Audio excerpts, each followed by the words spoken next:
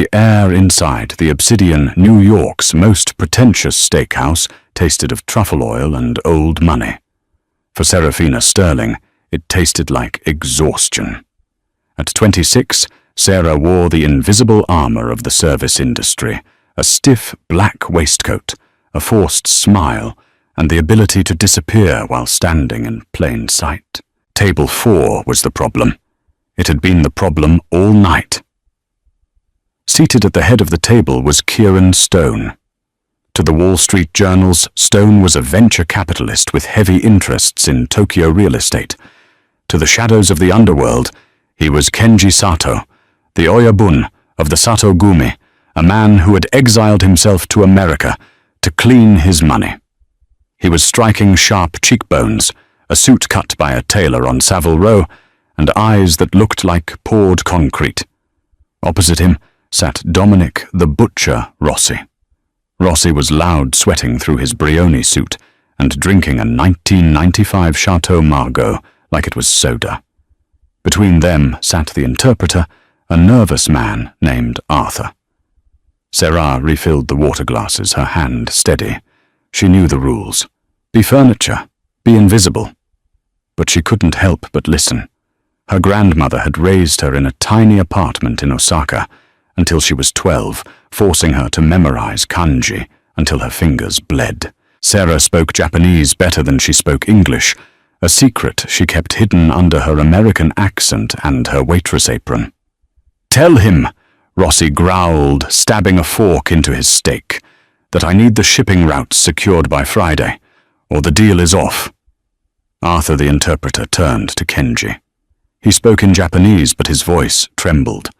"Rossi-san says he requires the routes by Friday.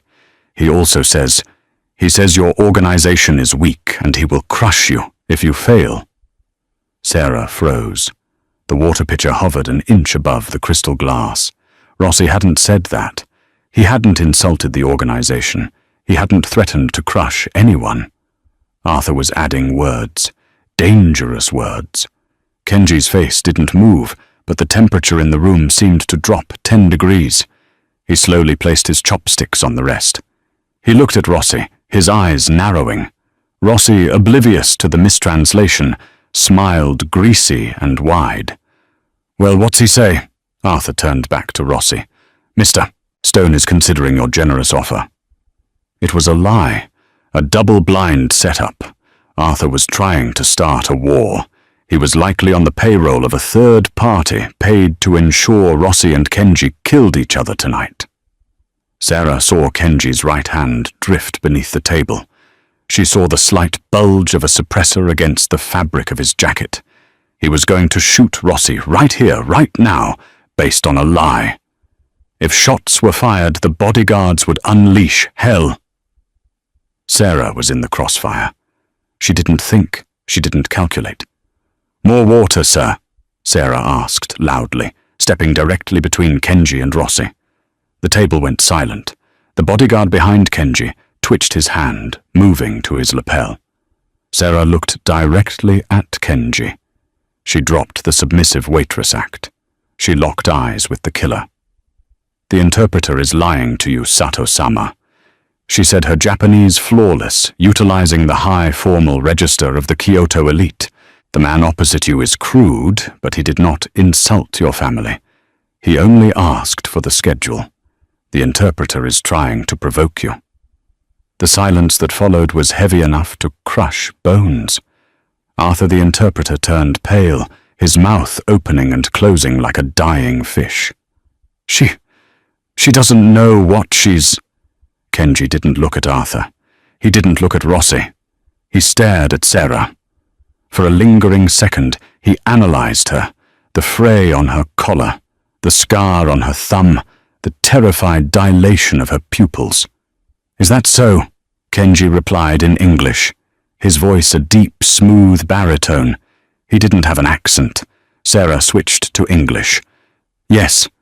He added a threat that wasn't there. Rossi looked confused. "What the hell is going on? Who is the broad?" Kenji stood up. He smoothed his jacket. He looked at Arthur. "You're fired." Arthur scrambled back, knocking over his chair. "Mr. Stone, please." Kenji gestured to his head of security, a mountain of a man named Silas. "Escort Arthur to the kitchen. Ensure he receives his severance." Silas grabbed the interpreter by the neck and dragged him away. The restaurant was dead quiet. Other diners were staring. Kenji turned his gaze back to Sarah. He reached into his breast pocket. Sarah flinched, expecting a weapon. Instead, he pulled out a black business card with a single gold emblem embossed on it. He placed it on her tray. "The wine was excellent," Kenji said. The translation was better. He signaled his men.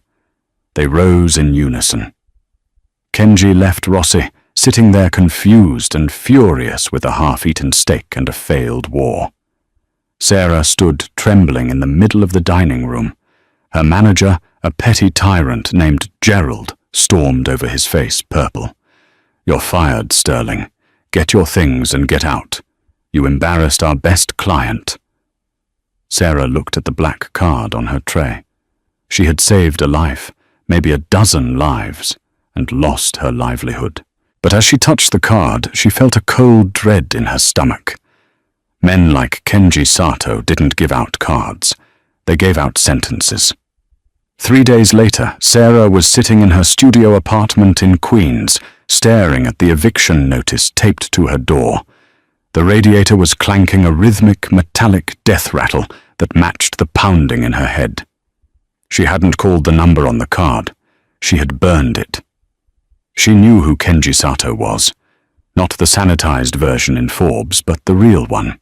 Her father, a disgraced diplomat named Richard Sterling, had whispered stories about the Sato clan in his drunken stupors before he drove his car off a bridge 3 years ago. They were ghosts. They were inevitable. She was applying for jobs at diners in Jersey, trying to run when the knock came. It wasn't a polite knock. It was 3 hard raps, authoritative. Final. Sarah looked through the peephole. Nothing but the distorted hallway fisheye view. She kept the chain on and cracked the door. "Amazon delivery," she lied, her voice shaking. A white envelope slid through the crack landing on her toe. "Open it, Miss Sterling," a voice said from the other side. It wasn't Kenji. It was Silas, the bodyguard. Sarah ripped the envelope open. Inside was a cashier's check for $50,000 and a photo. The photo was of her father. But it wasn't an old photo. It was a grainy surveillance shot of Richard Sterling sitting at a cafe in Paris. The date stamp in the corner was from yesterday. Sarah's world tilted on its axis. "He's dead," she whispered. "My father is dead." "Open the door, Serafina," Silas said. She undid the chain. Silas stood there, filling the hallway. He wore a raincoat dripping with water. "Mr. Stone requests your presence for dinner. He says you have a lot to catch up on." "My father died in the Hudson River," Sarah said, holding the photo up. "This is a fake. Mr. Stone does not deal in fakes. Your father is alive. He is currently selling state secrets to the Russians. Secrets that Mr. Stone owns. If you want to know why your father faked his death and left you with his debts, you will come with me." Sarah looked at the check. It was enough to pay her rent for 2 years. It was enough to run. But the photo, if her father was alive, everything she knew was a lie. "I need 5 minutes to change," she said. "You have 2. 20 minutes later, she was in the back of a Maybach, with tinted windows, gliding toward the Upper East Side. The rain lashed against the glass, blurring the city lights into streaks of neon blood. The car didn't stop at a restaurant. It stopped at a private airfield in Teterboro, New Jersey. "Where are we going?" Sarah demanded, gripping the door handle. The partition slid down. Kenji was in the front passenger seat, looking at a tablet. He didn't turn around. "London," he said. "We have a meeting with the Bratva. And since my last interpreter had an unfortunate accident in the kitchen of the Obsidian, there is a job opening." "I didn't agree to this," Sarah snapped. "You can't just kidnap me." Kenji turned then. The interior light caught the sharp angle of his jaw. "Kidnap you accepted the money. You got in the car, and you want to find your father. That makes you an employee." "I'm a waitress." "You are a liar, Serafina. I looked into your file. You aren't just a waitress. You were a linguistics prodigy at Columbia before you dropped out. You speak 4 languages. You have an eidetic memory. You are exactly what I need." "And what happens if I refuse?" Kenji smiled, but it didn't reach his eyes. "Then I drop you off at the gate. You keep the money. But I burn the file on your father, and you never find him. The choice is yours." Sarah looked out the window at the sleek Gulfstream jet waiting on the tarmac. Her father had left her with nothing but debt and questions. This dangerous, beautiful man was offering answers. "I have conditions," she said. "I'm listening." "I don't carry a gun, I don't kill anyone, and I get to ask my father one question before you do whatever you're going to do to him." Kenji turned back to the front. "Agreed. Wheels up in 10 minutes." Sarah realized then that she hadn't just accepted a job. She had just stepped onto the game board, and she had no idea she was the pawn. The flight to London was a blur of luxury and tension. Sarah didn't sleep. She spent the 7 hours studying the dossier Kenji had thrown onto her lap. The target was Viktor Volkov, a Russian arms dealer operating out of a penthouse in Knightsbridge. The meeting was supposed to be a peace treaty. The Satogumi wanted access to Volkov's shipping lanes in the North Sea. Volkov wanted Kenji's political connections in Tokyo. "Volkov speaks English," Sarah said, closing the file as the plane began its descent over the grey sprawl of London. "Why do you need me?" Kenji was sipping espresso, looking immaculate, despite the long flight. "Volkov speaks English when he wants to be understood. He speaks Russian to his lieutenants when he is planning to kill you. I need to know what he is saying to the men standing behind me. So I'm a spy. You are an insurance policy." They landed and were whisked to the Dorchester. Sarah was given a suite that cost more per night than she made in a year. On the bed was a dress, a deep emerald silk gown, backless, sophisticated, and severely restricted. Beside it lay a pair of heels and a small earpiece. "Put the earpiece in," Silas told her at the door. "It connects directly to Kenji. If you hear the code word midnight, you drop to the floor. Do not ask why. Just drop." Sarah's hands shook as she zipped the dress. She looked in the mirror. The waitress from Queens was gone. In her place was a woman who looked like she belonged in this world of sharks. The meeting took place in Volkov's private dining room.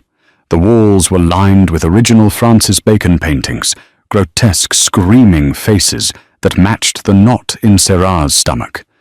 Volkov was a bear of a man with gold teeth and a laugh that sounded like a rock crusher. He hugged Kenji like an old friend. "Kieran, my friend from the East." Volkov boomed in heavily accented English. "Victor," Kenji nodded. "This is my associate, Miss Sterling." Volkov's eyes raked over Sarah. "Pretty. Does she speak?"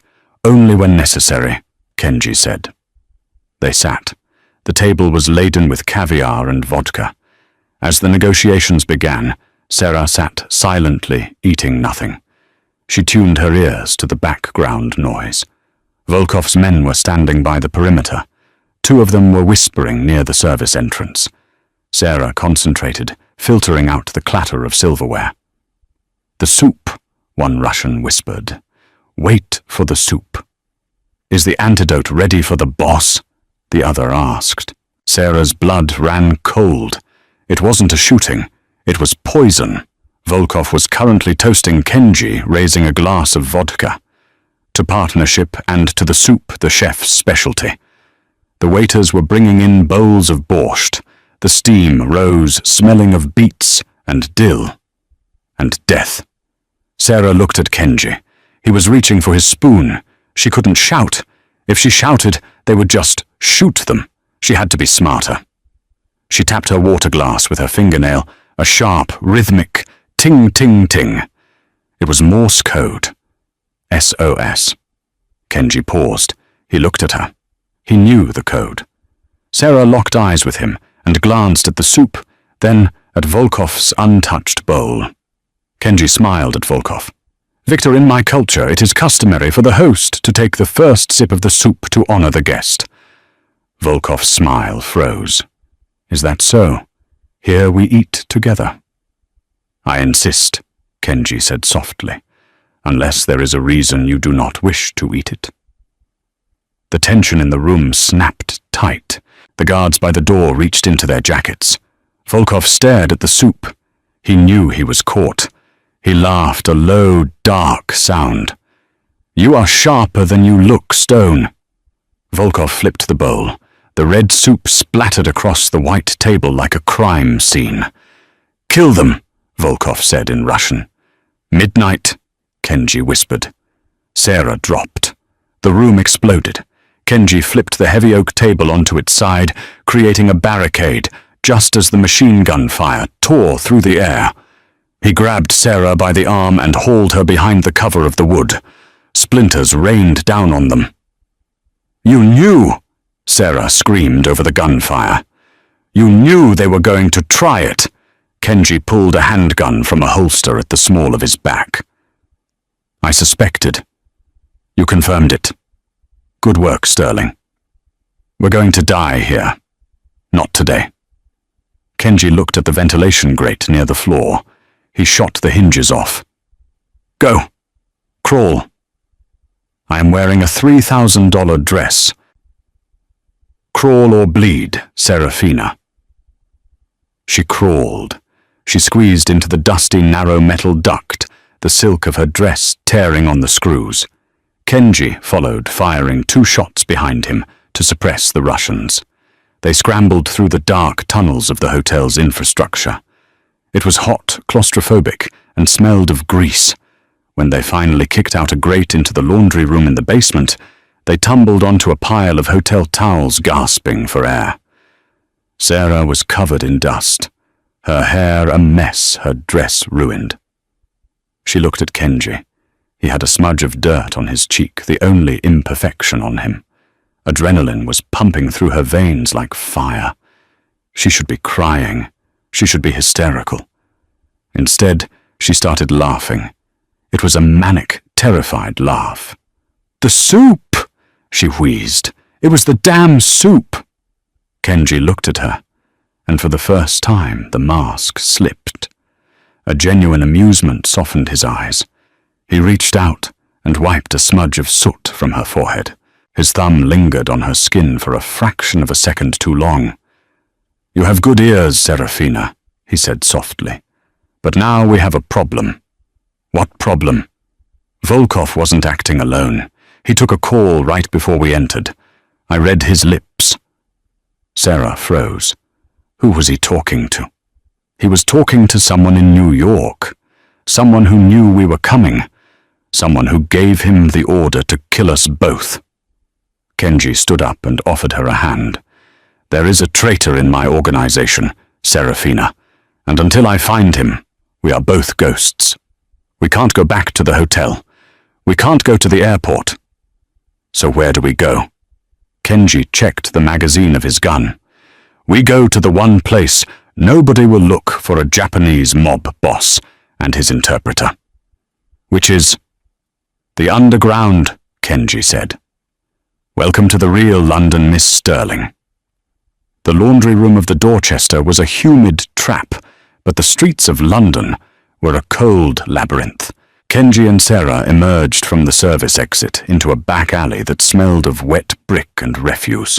The rain had turned into a deluge, washing away the dust of the ventilation shaft, but soaking them to the bone.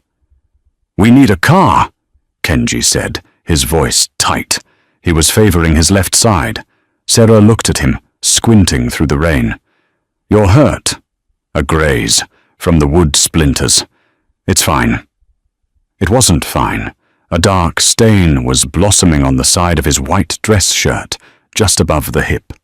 But Kenji Sato moved with a frightening determination. He didn't hotwire a car. That was for movies. Instead, he walked up to a black cab idling, while the driver took a smoke break, flashed a roll of cash, thick enough to choke a horse, and bought the vehicle on the spot.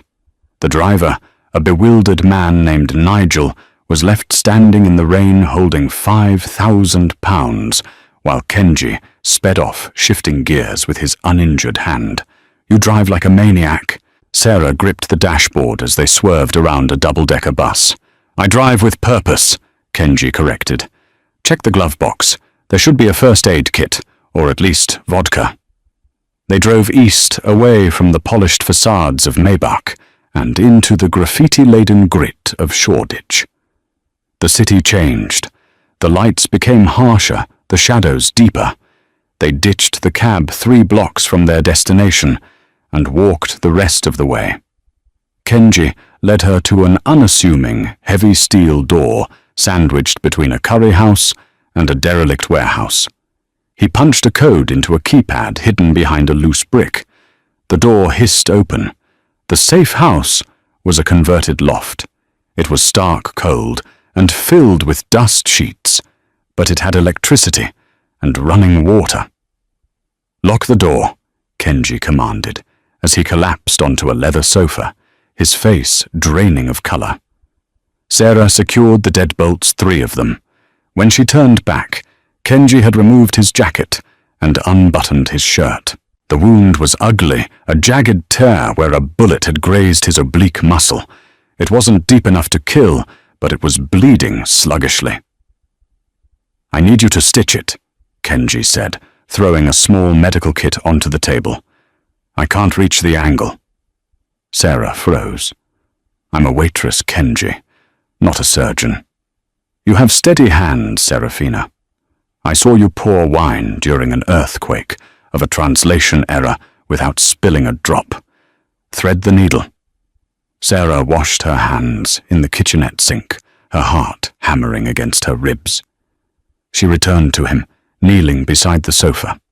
Up close, without the armor of his suit, Kenji looked human. Dangerous, yes, but mortal. His skin was tattooed, traditional Irizumi ink. A dragon coiled over his shoulder, its claws stopping just inches from the wound. She sterilized the needle with rubbing alcohol. This is going to hurt. Do it. She worked in silence. Every time the needle pierced his skin, his muscles bunched rock hard, but he didn't make a sound. He just watched her. His gaze was intense, unblinking, studying her face, as if she were a puzzle he was trying to solve. Why did you lie? Sarah asked softly, tying off the final stitch. About what? About my father. You said he was selling secrets, but back at the hotel, Volkov implied the traitor was someone close, someone who knew we were coming. Kenji sat up, wincing slightly. He poured 2 glasses of amber liquid from a dusty bottle on the shelf. Your father is selling secrets, Serafina, but he isn't the traitor inside my organization. He is the product. Sarah took the glass he offered. The whiskey burned, grounding her. I don't understand. The traitor in my ranks. Let's call him the Ghost, for now. He stole a ledger, a digital list of every politician, judge, and police chief on my payroll. It is the key to my empire. The Ghost needs a broker to sell that list to the highest bidder. Your father, Richard Sterling, is the broker. Sarah felt sick. So we aren't just looking for the traitor. We're looking for my dad so you can stop the sale. And so I can kill the traitor, Kenji added darkly. Your father is the bait. And what happens to the bait when the shark arrives? Kenji looked at her. The silence stretched between them, heavy with unspoken threats. Finally he sighed. If he cooperates, he lives. I give you my word. But we have to find him before Volkov or the Russians do, because they won't be as polite. Suddenly the lights in the loft flickered and died. Sarah gasped. A power outage. No, Kenji whispered, reaching for his gun on the table. They cut the line. He moved with terrifying speed, extinguishing the singular candle they had lit. The loft plunged into pitch blackness. Get to the bathroom, Kenji breathed into her ear. Lock the door and get in the tub. Do not come out until I say your name. Kenji. Go. Sarah scrambled across the floor, her bare feet silent on the concrete. She made it to the bathroom and locked the door, sliding into the porcelain tub. She curled into a ball, covering her ears. Outside, the steel door of the loft blew inward with a deafening crump. Flashbangs. Sarah saw the bright white light sear through the crack under the bathroom door. Then came the gunfire. It wasn't the rhythmic spray of machine guns this time. It was precise, controlled taps. Pop, pop, pop. She heard glass shattering. She heard the grunt of men fighting hand to hand, the sound of furniture being smashed, then silence. Sarah held her breath until her lungs burned. Please be alive. Please be alive. Serafina. His voice was rough, strained. She unlocked the door. The main room was illuminated by the streetlights, filtering through the smoke. 3 men lay on the floor.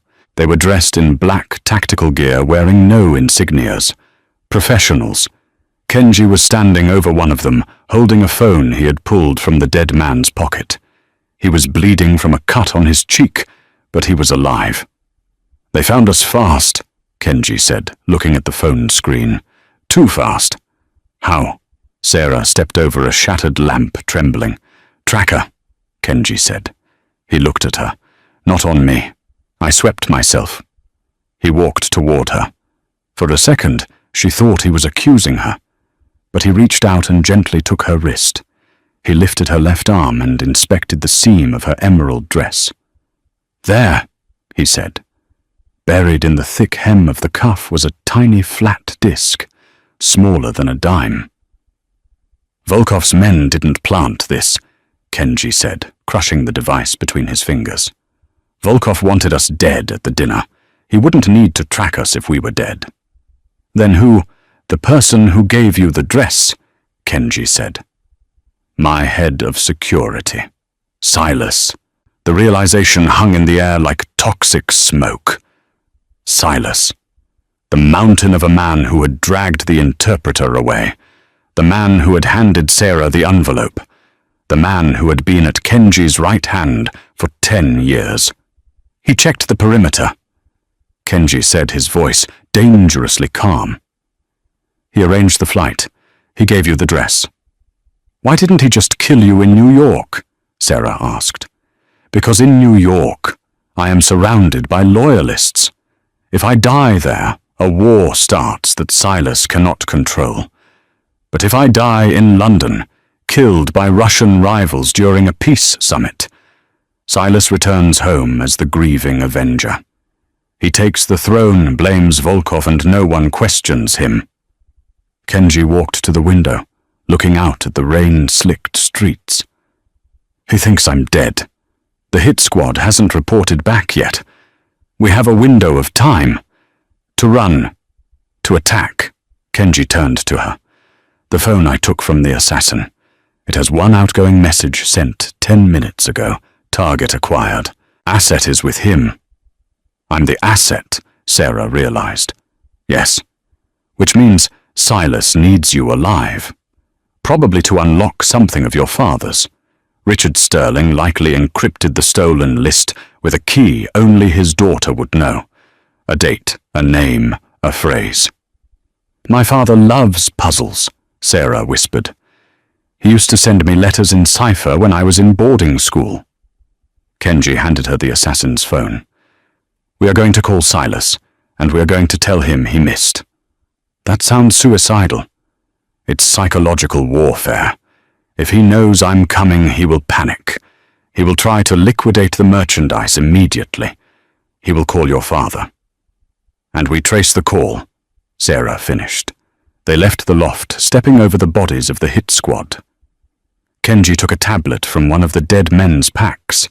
They found an all-night internet cafe in a basement in Hackney. It was filled with gamers and insomniacs who didn't look up as a battered man in a torn suit and a woman in a ruined evening gown walked in. Kenji connected the tablet to the assassin's phone. "Ready?" Sarah nodded. She felt a strange calm. The fear had burned away, leaving only a cold anger. They had used her. They had manipulated her father. Kenji dialed Silas. He put it on speaker. The phone rang twice. "Report," Silas's voice answered. Gruff, expectant. Kenji didn't speak. He just let the silence stretch. "Report," Silas barked. "Is it done?" Kenji leaned into the microphone. "The aim was poor, Silas. You should have hired better help." A long pause, then a low chuckle. "You always were hard to kill, boss. I suppose this means I'm fired. It means you are a dead man walking." Kenji said, "I'm coming for you." "Come then. But you better hurry. The auction is moving up, and your girlfriend's father is getting impatient. He wants his money so he can disappear again." The line went dead. Kenji immediately began typing on the tablet. Code cascaded down the screen. "Tracing the endpoint. Come on. Did you get it?" He used a scrambler, but he stayed on the line too long to gloat. "Got him." Kenji pointed to a map coordinate blinking on the screen. "He's not in London. He's at a country estate in Surrey. Blackwood Manor." Sarah looked at the screen. "That's not just a manor. That's the residence of Lord Sterling." Kenji looked at her. "Relation?" "My uncle," Sarah said, her eyes widening. "My father's brother. He's a lord. I thought he was a banker." "He is a banker who launders money for the cartels. It seems this is a family reunion." Kenji stood up. "We need weapons, and we need a way into a fortress guarded by private military contractors." "I know how to get in," Sarah said. "I spent my summers there as a child. There's a servant's entrance that leads through the old wine cellar. It bypasses the main gate security." Kenji looked at her with a newfound respect. "Lead the way, Serafina." They stole a car this time, a nondescript sedan. As they drove south out of London, the adrenaline began to fade, replaced by a dull ache. "Kenji," Sarah asked, staring out at the dark highway, "if we survive this, what happens to me?" Kenji didn't answer immediately. He kept his eyes on the road. "You are free. I pay you the rest of the money. You go back to New York, or Paris, wherever you want. And you, I go back to the shadows. It is where I belong." Sarah looked at his profile, the sharp jaw, the tired eyes. She reached out and placed her hand over his on the gear stick. He didn't pull away. "I don't think I can go back to waiting tables," she said. "No," Kenji murmured, lacing his fingers through hers. "You were never meant to wait tables." For a moment, in the quiet of the speeding car, they weren't a mob boss and a waitress. They were just two people running toward the fire, holding on to the only thing that felt real. Blackwood Manor rose from the mist like a Gothic nightmare. It was a sprawling estate of stone and ivy surrounded by a 12-foot iron fence topped with razor wire. The driveway was lined with luxury cars, Bentleys, Rolls, Royces, Ferraris. "It's a party," Kenji observed, watching from the tree line where they had ditched the car. "A masquerade." "My uncle loves theatrics," Sarah whispered. "He holds a midsummer ball every year. Everyone wears masks. It's the perfect cover for an illicit auction." "Masks," Kenji mused. "That works in our favor." They didn't have masks, but they had the element of surprise. They circled the perimeter to the north side of the estate, where the ground sloped down toward a creek. Sarah found the old wooden hatch hidden beneath a pile of overgrown rhododendrons. "I haven't been down here since I was 10, she said, prying the rotten wood open. "It smells like mold." "Better than gunpowder," Kenji said. He dropped down, first gun drawn. "Clear." They navigated the damp, cobweb-filled tunnel. It led them into the sub-basement, specifically the wine cellar. Rows of dusty vintage bottles lined the walls. Above them, the muffled thumping of bass from the party vibrated through the floorboards. They moved up the service stairs. They needed disguises. They found them in the cloakroom. A drunk couple had stumbled in for a tryst and left their masks and cloaks on a chair while they were occupied in a side room. Kenji moved silently, swiping a black Venetian mask and a velvet cape. He handed a silver filigree mask to Sarah. "Put it on," he whispered. "We blend in. Find Silas. Find your father." They entered the ballroom. It was a kaleidoscope of excess. Chandeliers the size of small cars glittered overhead. Hundreds of people in elaborate costumes danced, drank, and laughed. The air smelled of expensive perfume and decadence. Sarah felt a hand on the small of her back. Kenji pulled her close, guiding her onto the dance floor. "Keep moving," he murmured against her hair. "We are less visible in the motion." They waltzed. It was surreal. Sarah was dancing with a Japanese mafia boss in her uncle's mansion, surrounded by the criminal elite of Europe. Kenji moved with a surprising grace, leading her effortlessly. "Do you see him?" Sarah asked, scanning the crowd. "Silas is on the balcony," Kenji said, his voice tightening. "He's talking to the security detail. He looks nervous. And my father? I don't see him. But the auction wouldn't happen out here. It would be in the library. Soundproof. Private." "My uncle's study," Sarah nodded. "Second floor, east wing." "We move on the turn." They spun toward the edge of the dance floor. As the song ended, they slipped into the hallway. The east wing was guarded. Two men in suits stood by the double mahogany doors.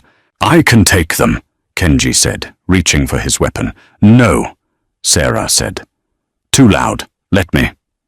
She took a deep breath, adjusted her mask, and walked straight toward the guards. She adopted the haughty, slightly slurred speech of a drunk debutante. "Excuse me," she announced loudly, stumbling slightly. "My uncle, Lord Sterling. He promised me the key to the wine cooler. This party is dry as a bone." The guards looked at each other. "Miss, this area is restricted." "Restricted?" Sarah scoffed, switching to French, then Italian, confusing them. "Do you know who I am? I am the guest of honor." She lunged forward as if to hug the guard. As he moved to catch her, she jammed the heel of her stiletto down onto his instep with all her weight. He yelped, bending over. In that split second, Kenji emerged from the shadows. Two swift strikes, chops to the carotid arteries, and both guards crumpled silently to the floor. "Remind me never to make you angry," Kenji whispered, dragging the bodies into a nearby closet. They opened the library doors. The room was dimly lit. A fire crackled in the hearth. Seated in a high-backed leather chair was a man holding a crystal tumbler of scotch. Standing behind him was Silas, his gun drawn and pointed at the door. "You're late," the man in the chair said. He turned around. Sarah stopped breathing. It was him. Older, grayer. His face lined with guilt and greed, but it was Richard Sterling, her father. "Hello, Serafina," Richard said. He didn't look happy to see her. He looked resigned. "Dad," Sarah's voice broke. You did this. All of this." "I had no choice, sweetheart," Richard said, standing up. He looked small next to Silas. "The debts. They were going to kill me. Silas offered me a way out. One job. Decrypt the Sato list, sell it to the Russians, and we both walk away with $10 million. Enough for you and me to disappear to an island. You sold me out," Kenji said, stepping forward, his mask off. His eyes were cold fire. You sold my family out. Your family are murderers. Stone. Richard snapped a flash of his old arrogance returning. Don't preach honor to me. You're a thug in a suit. And you are a traitor, Kenji said. Silas, you betray your oath for this man. Silas smirked. I didn't do it for him, boss. I did it for the money. The Yakuza life. Honor fingers loyalty. It's outdated. Cash is king. Silas cocked the hammer of his gun. Drop the weapon, Kenji, or the girl dies first. Kenji hesitated. He looked at Sarah. Don't do it, Sarah cried. Kenji slowly placed his gun on the floor and kicked it away. Good, Silas said. Now, Richard, finish the transfer. The buyer is waiting for the confirmation. Richard turned back to the laptop on the desk. It's almost done. 99%. Sarah looked at her father. Dad, please. If you do this, Kenji dies. I die. You know Silas won't leave witnesses. Richard's hands hovered over the keyboard. He looked at Silas, then at his daughter. He promised you'd be safe, Sarah, Richard said weakly. He lied. Sarah screamed. Look at him, he's going to kill us all. Silas laughed. Smart girl. Too smart. He shifted his aim from Kenji to Sarah. Hurry up, old man, or I shoot her in the leg. Kenji's eyes flicked to Sarah. He gave a microscopic nod. Get down. Dad, Sarah yelled. Richard Sterling made a choice. He didn't hit enter. He grabbed the heavy crystal decanter from the desk and smashed it into the side of Silas's head. Silas roared, staggering back, the gun going off wild. The bullet shattered a bust of Julius Caesar. Kenji! Sarah screamed, dropping to the floor. Kenji was already moving. He didn't dive for his gun. He dove for Silas. He tackled the massive bodyguard, crashing him through the French doors and out onto the stone balcony. They wrestled in the rain glass, crunching beneath them. Silas was stronger, heavier.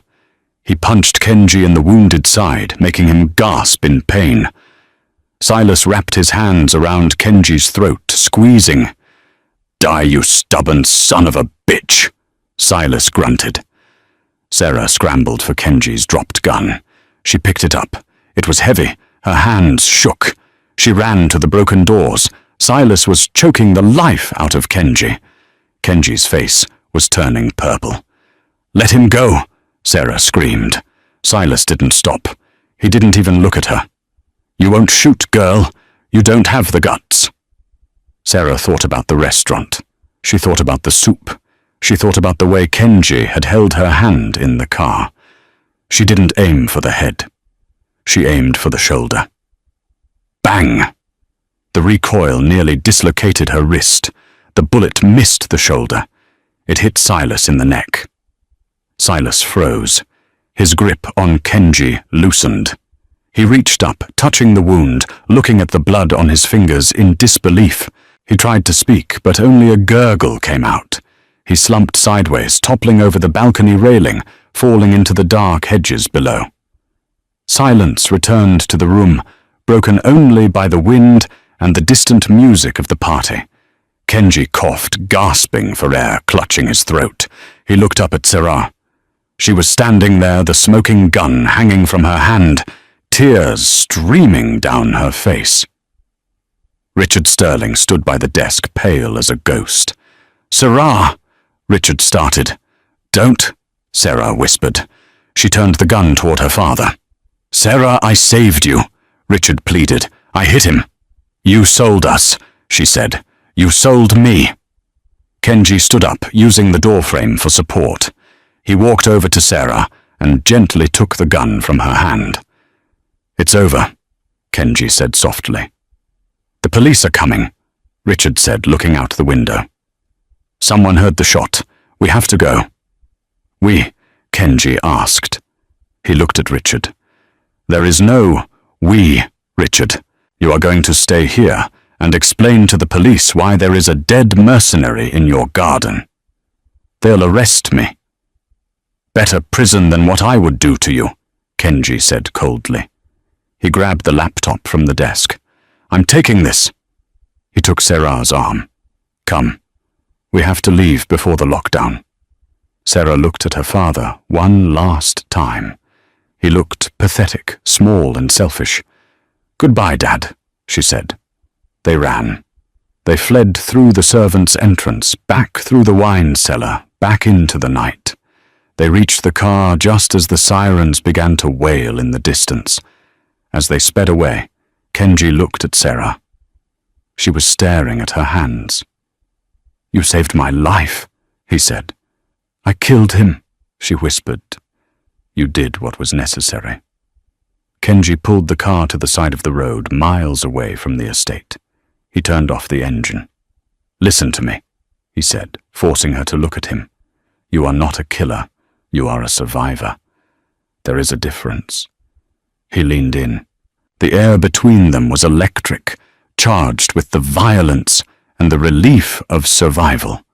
"I cannot keep you in this life, Serafina," he whispered, his face inches from hers. "It will destroy you." "I think," Sarah said, her voice trembling, "that I am already destroyed." "Then let me build you back up." He kissed her. It wasn't gentle. It was desperate, tasting of rain and blood and adrenaline. It was a promise and an apology all at once. But as they pulled apart, Kenji's phone buzzed. He looked at the screen. His expression hardened. The softness vanished. The mask was back.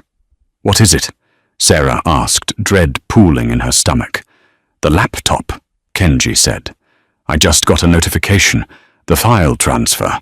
Your father didn't stop it. It completed 5 seconds before he hit Silas." Sarah went cold. "So the Russians have the list?" "No," Kenji said, looking at her with a terrified realization. "The destination wasn't the Russians. The IP address. It traces back to Tokyo." "Or to who?" "To the High Council of the Yakuza," Kenji said. "My superiors. The men who exiled me." "Why would your father send it to them?" "He didn't," Kenji said. "Silas didn't set up the transfer to sell the list. He sent it to frame me. He sent the list to the High Council to prove that I was weak, that I had lost control of my secrets." Kenji started the car, the tires screeching on the asphalt. "The High Council does not tolerate weakness," Kenji said grimly. "They have already dispatched the cleaners. We aren't safe in London. We aren't safe anywhere." "So what do we do?" Kenji looked at the road ahead, his eyes narrowing. "We go to the source," he said. "We go to Tokyo, and we burn the High Council to the ground." Tokyo was a city of ghosts, and neon, a blinding contrast to the grey damp of London. Kenji and Sarah didn't arrive as conquerors. They arrived as fugitives. They moved through the back alleys of Shinjuku, the rain masking their faces, the noise of the pachinko parlors drowning out their footsteps. The High Council of the Satogumi met in a place that didn't officially exist. The penthouse of the Azure Tower, a black obelisk overlooking the district. "They will kill us the moment the elevator doors open," Sarah said. She was wearing a trench coat over a fresh suit Kenji had procured. She looked tired, but her eyes were sharp. The fear was gone, replaced by a cold, calculating resolve. "They will try," Kenji corrected. "But they are curious. They want to know why the exile returned to the scene of his crime, and they want the password." "The password to the file Silas sent." "Exactly. Silas sent the data, but my system automatically encrypted it upon transfer. The council has the file, but they can't open it. They are staring at a locked box." "And I'm the key," Sarah realized. "You are the voice," Kenji said. "Tonight you do not just translate language, you translate power." They entered the lobby. Security guards moved to intercept them, but Kenji held up a single hand. He spoke a phrase in low guttural Japanese, an old code of parley. The guards hesitated, then stepped aside, bowing low. They recognized the aura of an oyabun, even one marked for death. The elevator ride was silent. When the door slid open on the 50th floor, the air smelled of incense and steel. The council chamber was a vast room with tatami mats and a panoramic view of the skyline. 5 elderly men sat in a semicircle. Behind them stood a dozen swordsman traditionalists who preferred carbon steel to bullets. In the center sat the chairman, Elder Tanaka. He looked like a dried leaf, brittle but poisonous. Kenji walked to the center of the room and sat on his knees. Sarah knelt beside him, her head bowed, playing the role of the submissive servant.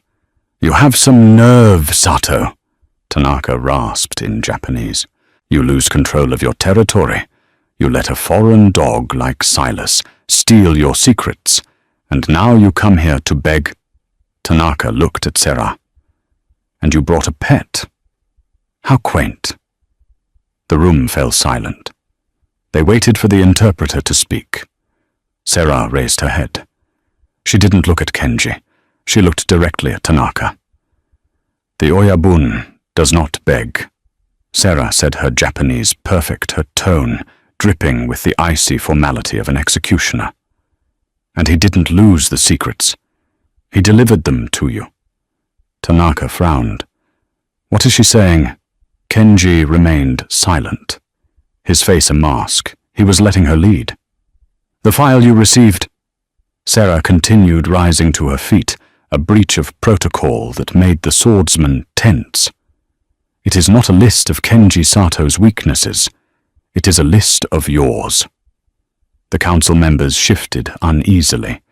Inside that encrypted file, Sarah said, her voice projecting through the vast hall, "are the records of Elder Tanaka's embezzlement from the pension fund, Elder Ito's secret dealings with the CIA, and the coordinates of the unauthorized shipments of gold you have all been skimming." Tanaka stood up, his face purple. "Lies kill them." The swordsmen drew their blades. The sound was a collective shing that rang through the room. "If we die," Sarah said calmly, switching to English to emphasize the threat, "the encryption key dies with us. And if the key is not entered in," she checked her watch. 3 minutes the file automatically forwards to the Tokyo Metropolitan Police, the FBI, and the press. The swordsmen froze. They looked to Tanaka for orders. Tanaka stared at Kenji. "You are bluffing," Kenji finally spoke. He didn't shout. He whispered, "Test me." The silence stretched, agonizing and thin. The heavy rain lashed against the glass walls. Tanaka looked at the clock on the wall. 2 minutes. He looked at the other elders. They were terrified. Their greed had been exposed, and the exile they had underestimated held the trigger. "What do you want?" Tanaka hissed. Kenji stood up. He smoothed his suit. "Retirement," Kenji said. "All of you. Tonight." "You cannot demand 1 minute," Sarah announced. Tanaka trembled. He looked at the swordsman, then back at the man who had outplayed him. The era of the old guard was over. It had ended not with a war, but with a data packet and a translator. "Done," Tanaka whispered, sinking back onto his cushion. "Call it off." Kenji pulled a phone from his pocket. He typed in a code. "The data is secured," Kenji said. "But it remains on a timer. Every 24 hours I must reset it, which means as long as I am the Oyabun, you are safe. If I die, you all rot in prison." He turned his back on them, the ultimate sign of disrespect and dominance. "Let's go, Serafina." They walked out of the Azure Tower untouched. The guards bowed deeper this time. They weren't bowing to a fugitive. They were bowing to the new king. Outside, the rain had stopped. The neon lights of Tokyo reflected in the puddles on the street. Kenji took a deep breath of the city air. He looked at Sarah. "You speak the language of kings very well," he said. "I had a good teacher," Sarah replied. She leaned against the railing, looking out at the city. "So this is it." You're the boss of bosses now. It seems so. Does the position come with an interpreter? Kenji stepped closer. He reached out, brushing a strand of wet hair from her face. His touch was no longer tentative. It was possessive, warm, and real. No, Kenji said softly. I don't need an interpreter anymore. I need a partner, a queen. Sarah smiled. It wasn't the polite smile of a waitress, hoping for a tip. It was the smile of a woman who had walked through fire and come out holding the flame. I'm expensive, she warned. I own Tokyo, Kenji replied, leaning in to kiss her. Put it on my tab. In a world defined by silence and secrets, Serafina Sterling learned that the most dangerous weapon wasn't a gun or a sword. It was a voice that refused to tremble. She started as a waitress, invisible to the powerful men around her, but she ended as the only one who truly understood the game. Kenji Sato didn't just find a translator that night at the Obsidian, he found his equal. Together they proved that while words can start wars, the right words spoken at the right time can conquer empires. And that is the story of how a spilled glass of wine and a mistranslation changed the underworld forever. It's a reminder that sometimes the person you ignore is the only one who can save your life or end it.